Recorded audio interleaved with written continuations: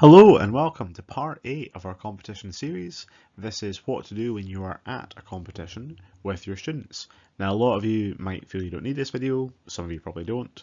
If you've been to a few competitions you might have a routine, you might already feel comfortable, that's totally grand, but just in case you're not totally sure, here are some thoughts.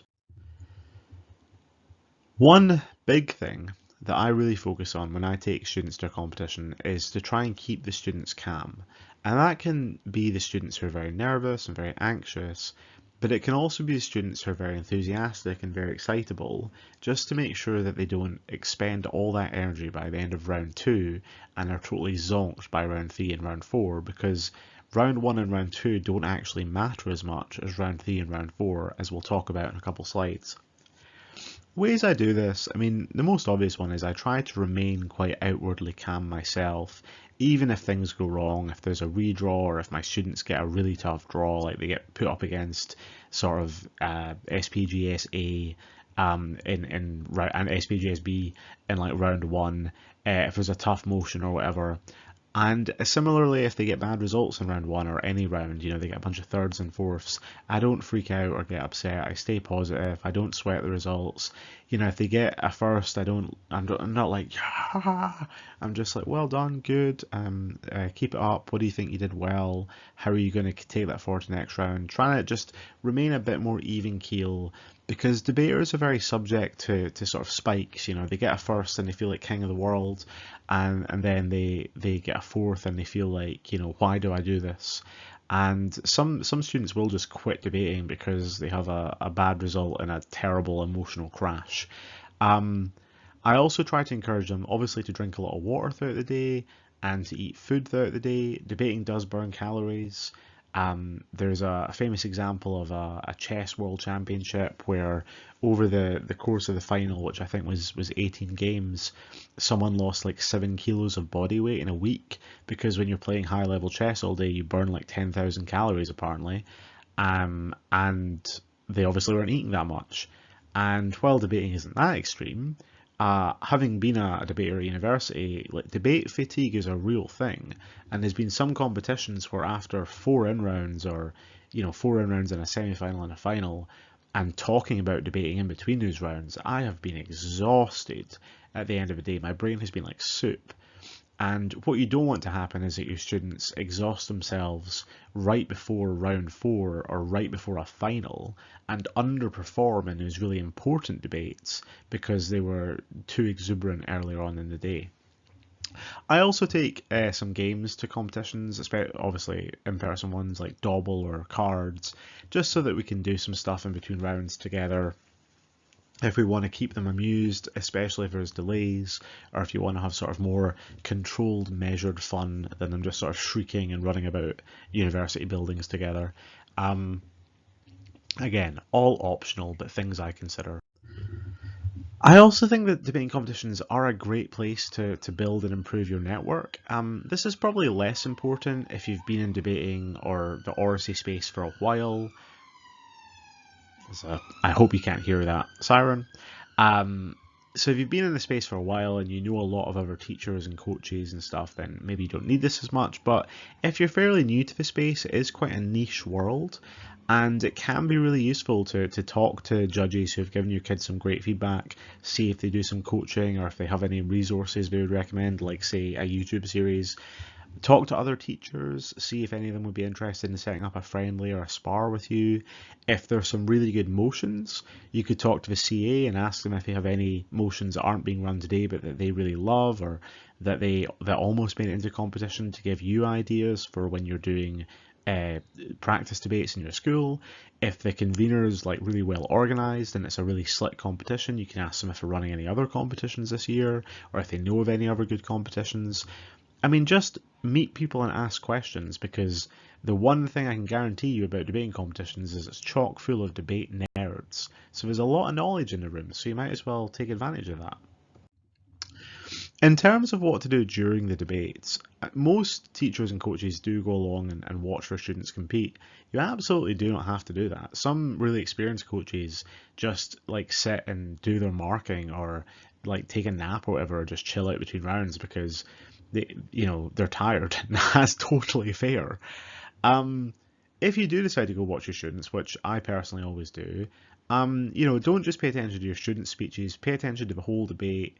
I usually try to take some notes and think about how I would have judged the debate, and then I maybe would talk to my students about it afterwards. I listen very closely to the judge's feedback and, of course, the call, but I don't, even if I disagree with the judge, I certainly don't argue with the judge, but a lot of the times I don't even tell my students if I disagree with the call. They get a second, I thought they got a first. I might tell them I thought they were unlucky, but more than likely I'm just going to be like, right, well, what's the one thing you're going to change next round to make sure it doesn't happen again? What did the judge tell you to do? Or if students get like a third or a fourth and they're feeling a bit dismayed, I'm like, did the judge say any part of your speech was really good? And if they're like, no, I'm like, well, I was there and I know that's not true. So what did the judge say that was good? And I'm like, well, he said I had a really good first point. And it's like, okay, well, whatever you did to come up with that first point and explain that first point, make sure you do that again next time, but for both your points. So try to listen to the judges and be encouraging. Try not to sweat results, and don't let your students get all dismayed if they get a third or a fourth. It's a marathon, not a sprint, etc., etc. It's a journey. It's a learning experience. I am always try to let my students socialize in between the end of a debate and the adjudication. A lot of the times at the end of a debate, the judge will send everyone out of the room while they discuss with their panel, then invite the kids back in 10-15 minutes later and give them the call and some feedback. At that time, I try to make myself scarce, and hope that my students maybe talk to the other students in the debate and maybe like make some friends or have some nice conversations with kids their own age who are also really interested in this quite weird niche hobby. As a university debater, I learned a lot about debating and made friends and contacts by in that 10-15 minutes of waiting for judges to give us a call. And I think it's sometimes a shame when students leave a debate and in that 10-15 minutes where they're waiting for a call, they all just instantly go and talk to their teacher and coaches, and there's no like socializing going on. But again, that's just a personal gripe or preference. As mentioned earlier, debates are not all created equal. If it's a 4-round competition, you would much rather get worse results earlier in the day, because if you get a fourth in round 1, that affects the strength of rooms that you're going to be in for round 2, 3, and 4. And similarly, if you get a first in round 1, that affects the strength of rooms you're going to be in for rounds 2, 3, and 4. If you get a first or fourth in round 3, that only affects the strength of the room you're in for round 4. And in round 4, there's no power pairing, so it's just points. Because of that, getting a first early on in the day has the advantage of points, but the disadvantage of being in tougher rooms. Getting a fourth early in the day has the disadvantage of no points, but the advantage of being in weaker rooms or more winnable rooms. As such, your result in round 1 is not usually super important. Your result in round 2 is quite important, your result in round 3 is very important, and your result in round 4 is the most important, the most consequential to your breaking, even though it's equal points. So because of that, sometimes teams will underperform in round 4 because they're exhausted, because they've been shrieking and running around and talking about debating non-stop since 8 in the morning, and it's now 4 and they're zonked. They haven't drank any water in 5 hours. They haven't stopped talking at any point in between rounds. And so they underperform round 4 and don't make the break.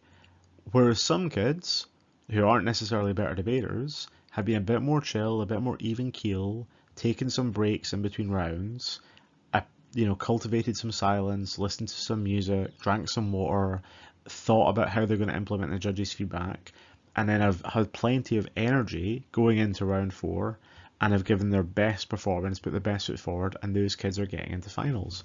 So that's one of the reasons I really encourage my students to get a good night's sleep, drink a lot of water, eat a lot of food, and preserve your energy for the later rounds in particular. Don't expend it all in between rounds. So I hope that was useful. If you are attending a competition and I'm there, feel free to come up and say hi, and let me know what you think about the videos, or just chat to me about a normal human thing if you want. Next time we'll look at evaluating competitions, how to tell if a competition you attended was good or bad or worthwhile, or if you should attend it again next year, and maybe a little bit of thinking about the economics and the market of competitions, such as it were. Thanks so much for watching, and we'll see you again soon.